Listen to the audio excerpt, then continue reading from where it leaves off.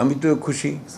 মানুষ এই অনিশ্চয়তা থেকে বেরিয়ে আসার জন্য নির্বাচনটা চাচ্ছে ভীষণভাবে, সব ধরনের মানুষ। আপনাকে আমাকে জিজ্ঞেস করেন, আমার কোনো সংশয় কোনো কালেই ছিল না, কারণ আমি সবসময় আশাবাদী শুধু না, আমি কতগুলো হিসাব মিলাই দেখি যে নির্বাচন দেওয়া ছাড়া কোনো উপায় নেই। It's the only way out, যে আপনি জনগণের সমর্থনে আপনি একটা সরকার গঠন করবেন এবং দেশের সমস্যাগুলো সমাধান করবার জন্য আপনি পদক্ষেপ নিতে পারবেন। যে ম্যান্ডেট আর পিপুলের কাছ থেকে পাবেন, ওটাই আপনার শক্তি। তখন আপনার কাউকে ভয় করতে হবে না। You will get that strength. যে জনগণ নির্বাচন চায় সেখানে ক্ষতিগ্রস্ত হবে ওই দলগুলি, সবচেয়ে বেশি ক্ষতিগ্রস্ত হবে।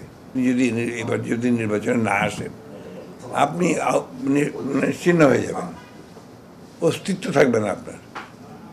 কারণ এইবার তো একটা ফ্রি ফেয়ার ইলেকশন হবে।